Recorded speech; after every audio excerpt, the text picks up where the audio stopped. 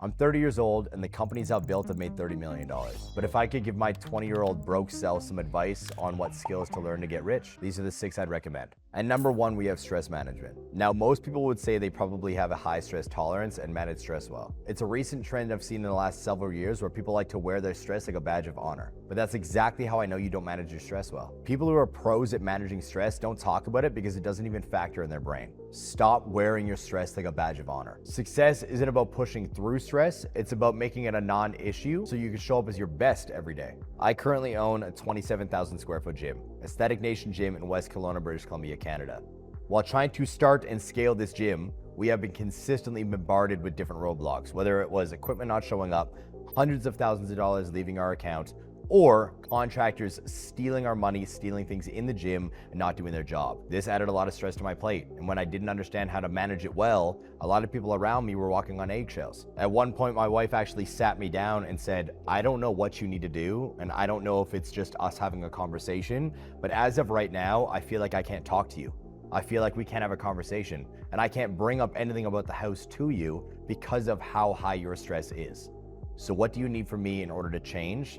Because as of right now, this is not going to work for our relationship. We had a deep conversation. I had the conversations that I needed to have that I was avoiding with all the people in the circle that had to do with the gym. And I learned to manage it so it didn't disrupt my home life. If you want to eliminate stress and not just manage it, build systems so stress never reaches you. Most stress comes from reacting to problems when you could prevent them. If stress becomes a regular occurrence in multiple areas of your life, you need to identify what is going on and create a routine around it to mitigate that stress. So if it's your relationship, i.e. your wife nagging you for not spending time with her, look at your calendar and allot time to your relationship. Or if it's your business, you're always overwhelmed with the amount of work you need to get done, then look at your calendar and allot time to it. If you can force yourself to do something extremely physically challenging, whether it is running a mile, whether it's going through a bodybuilding competition, whether it's going into a fight or at least sparring on a weekly basis, your stress management goes through the roof because you understand what it's like to be backed into a corner and have to fight your way out. Most people can't deal with stress in life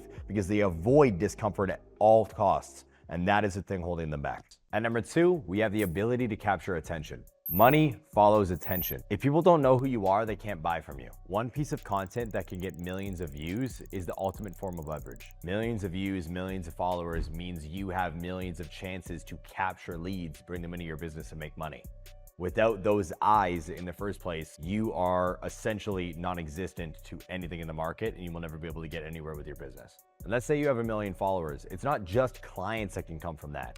It's opportunities, networking opportunities, business deals, proposals that could completely transform the trajectory of your life. Hair transplants, because you might be bald like me and get invited down to Turkey to get your hair fixed for an Instagram post. We have never been on a more equal playing field when it comes down to marketing. Every human on the planet with a cell phone has the ability to go viral, whether you have 100 followers or 1 million followers. Every post you make on social media nowadays is like buying a lottery ticket. And that free lottery ticket that you just got could create 1 million views and 1,000 different business opportunities, not to mention bring in thousands, if not millions of dollars. So start playing the lottery for free and start posting on social media. I have 3 rules in capturing attention in your content on social media. The first rule is to be clear. If they don't get it, they ignore it. If people don't understand your message in that 3 seconds, in that hook, you're invisible. So I'm gonna pull up my phone and open my For You page. Automatically, the first video that I see on my For You page is Mr. Beast talking about how he spent $250 million on the Beast Games. To me, that is incredibly relevant and it captures my attention instantly. Next video, some random scissors, don't care. Random thing about girls cheating, don't care, don't care, don't care, don't care. Andy Priscilla talking about responsibility. This is something that resonates with me, so I'm gonna pay attention to the video itself. Now, see what I mean? You have less than a second to capture my attention and everybody else's, which is why you must be clear. Use simple and direct language. Bad example, I help businesses optimize revenue through strategic scaling. A good example, I help businesses make more money. It's more specific. The takeaway here, if a 5th grader doesn't understand it, it's too complicated. The rule of thumb is make your social media a book for dummies. The second rule is to talk about what people already care about. Nobody cares about you, they care about themselves and the things they are interested in. Talk about universal concepts that people already care about, like money, relationships, or entertainment. Now, if people don't have a strong reaction to your content, like they don't agree or disagree, it's probably not relevant. And one of the worst things you can do on social media is be irrelevant. If we pull up my Instagram, in the last 90 days, we've had 15 videos cross 1 million views. If I click one of our best ones, you can hear how the hook is relevant. Most relationships fail due to the fact that one person feels ignored because you think spending time watching TV with them is enough time, when in reality, you're not spending time with them, you're spending time with the TV. It's incredibly clear and specific and relevant. As you can see in the comments, a lot of people have been in this scenario. Here's another example. 100% teach my son, beat the shit out of kids who make fun of you. Word, as you can see, incredibly clear, specific, and relevant. I am drawing a line in the sand. And most people in the comments either agree or disagree. If people don't care enough to comment, argue, or share, it won't get views. The goal is to be impossible to ignore. Boring equals broke. An easy way to stand out is to write down your strongest opinions, make simple statements about those opinions, elaborate on the statements, and then provide a short, punchy takeaway. Because at the end of the day, if your content doesn't make people think, feel, or react, it won't spread. Now you have 2 ways to get rich from attention. Option 1, be the face. You are building your personal brand. Example, me. I am focused on building the personal brand of Cole De Silva. Option 2 is to help someone else be the personal brand. Be the behind the scenes. Get the fuck up, all 3 of you, and stand behind me. Like these 3 help me build the personal brand of Cole De Silva. These guys run the entire behind the scenes of the media production, and they get paid to do it. And you can do the same. So if you don't want to be the face, you can at least help someone else be the face. The team behind Alex Hormozi's content make millions, but you don't even know their names. And I can almost guarantee that any large-scale personal brand has a team of 5+. So there's loads of jobs in this industry right now today. Here's the 5-step playbook to start capturing attention today. Number 1, pick your role. Do you want to be the face or help someone else grow? Number 2, pick one platform. Focus on one, either YouTube, Instagram, TikTok, or whatever else. Master it before you move on. Number 3, post every day. Your first milestone is to post 100 pieces of content. So before you worry about followers, views, or anything else, worry about posting 100 pieces of content. Number 4, talk about topics that people are interested in, like we mentioned earlier, and then make them think, react, or debate. Number 5, study your content, see what works, and then do more of it. Do not copy content word for word. Utilize your creativity and reinvent your own wheel. You master these 5 steps, you will acquire attention. At number 3, we have sales mastery. My first experience in sales was actually in a pawn shop, and it translated over to online coaching when I became an online fitness coach after 2 months of working in a gym. Every dollar I wanted to make was on the other side of persuading someone to buy my shit. I needed to learn how to pull on their emotions, the emotions they had for the product that was in my hands, in order to convince them to buy so we could both benefit. Every rich person knows how to sell, whether it's products, services, or ideas. Sales isn't just about making a deal. It's about persuasion, influence, and getting people to make a decision. I've seen hundreds, thousands of businesses fail online and in person because individuals will neglect sales in the first place. Why? Because it's tough. It's hard to learn.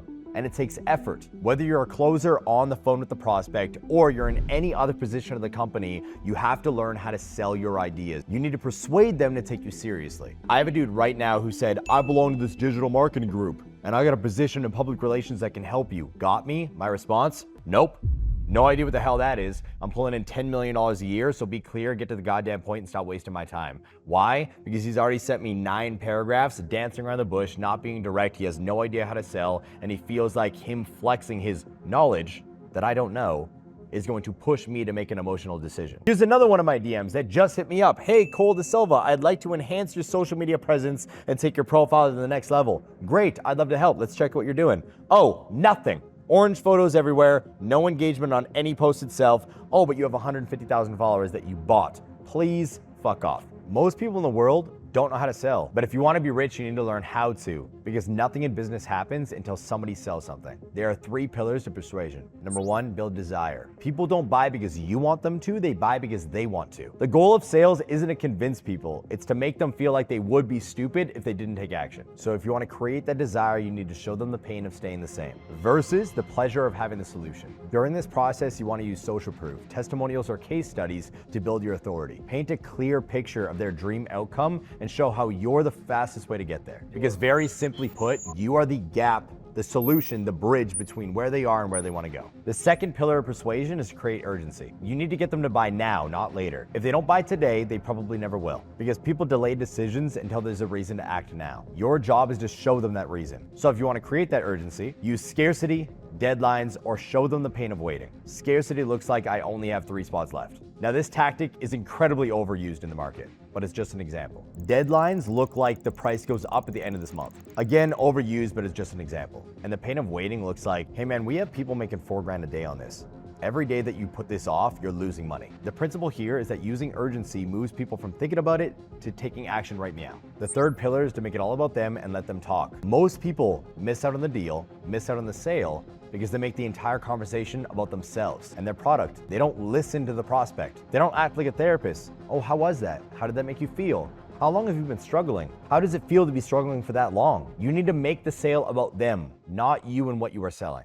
At number 4, we have leadership. Leadership means creating vision, inspiring people, and setting standards so your team operates at the highest level. The best leaders do these 4 things: inspire people to execute at the highest level, motivate them to push past self-limiting beliefs, teach them how to perform at peak efficiency, and hold them accountable so they don't slow down the machine. The goal is to make yourself replaceable so your business runs without you. When you remove the company's dependency on you, you make money while you sleep. An inefficient machine is one that you have to consistently work on. You want to build a machine that operates with little maintenance. Leadership isn't just about being a boss. It's about leading from the front. Bad leaders lead from the back, where good leaders lead from the front. You are not just a boss, you are a leader. You need to show them what to do on a continual basis and not just put a title on the top of your name expecting everybody to follow in your lead because you are the top of the food chain.